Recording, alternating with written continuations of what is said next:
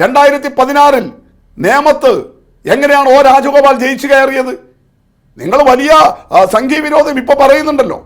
ഈ കേരളത്തിന്റെ മതനിരപേക്ഷ പാരമ്പര്യത്തിന് കളങ്കം ചാർത്തിയിട്ട് എങ്ങനെയാണ് 2016 നേമത്ത് ജയിച്ചു കയറിയത്? നിങ്ങളുടെ 20,000 വോട്ട് കുറഞ്ഞില്ലേ? തിരിച്ച് 2021 കെ മുരളീധരനെ സ്ഥാനാർത്ഥിയാക്കി നിങ്ങളുടെ വോട്ട് മുഴുവൻ നിങ്ങളുടെ പെട്ടിയിലിട്ടപ്പോൾ അവിടെ ഇടതുപക്ഷം ജയിച്ചില്ലേ? അവിടെ കുമ്മനം രാജശേഖരൻ തോറ്റില്ലേ? ഇപ്പൊ തൃശ്ശൂരിൽ എങ്ങനെയാ സുരേഷ് ഗോപി ജയിച്ചത്? നിങ്ങളുടെ 88,000 വോട്ടല്ലേ? നേരത്തെ TN പ്രതാപന് കിട്ടിയിരുന്ന 88,000 കോൺഗ്രസ് വോട്ട് എവിടെ പോയി?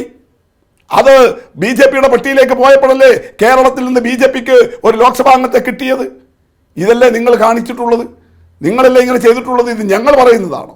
91 നിയമസഭാ ഇലക്ഷനിൽ നിങ്ങൾ നടത്തിയത് പാഴായിപ്പോയ പരീക്ഷണം. കേരളത്തിലെ BJPയുടെ സ്ഥാപക നേതാവാണ് KG മാരാർ. അദ്ദേഹത്തിന്റെ ജീവചരിത്രമാണ് ആ പുസ്തകത്തിലെ ഒരു അധ്യായത്തിന്റെ തലക്കെട്ടാണ് പാഴായിപ്പോയ പരീക്ഷണം. ഏതാ പാഴായിപ്പോയ പരീക്ഷണം? 91 ബേപ്പൂരിൽ ഡോക്ടർ K മാധവൻകുട്ടി UDFനും BJPക്കും ഒരൊറ്റ സ്ഥാനാർത്ഥി. TK ഹംസക്കെതിരെ UDFന് വേറെ സ്ഥാനാർത്ഥിയില്ല, BJPക്ക് വേറെ സ്ഥാനാർത്ഥിയില്ല, ഒരു പൊതു സ്ഥാനാർത്ഥി. അതേ തെരഞ്ഞെടുപ്പിൽ വടകരയിലെ ലോക്സഭാ മണ്ഡലത്തിൽ അഡ്വക്കേറ്റ് രത്നസിംഗ് BJPക്ക് വേറെയില്ല, കോൺഗ്രസിന് വേറെയില്ല. KP ഉണ്ണികൃഷ്ണൻ എന്ന് പറയുന്ന LDFന്റെ സ്ഥാനാർത്ഥിക്കെതിരായിട്ട് നിങ്ങൾക്ക് ഒരൊറ്റ സ്ഥാനാർത്ഥി. പാഴായിപ്പോയ പരീക്ഷണമെന്ന് അതിനെക്കുറിച്ചിട്ടാണ് BJPയും UDFും ലീഗും ഉണ്ടാക്കിയ കോലീബി സഖ്യത്തെക്കുറിച്ചാണ് പറഞ്ഞു വെച്ചിരിക്കുന്നത്.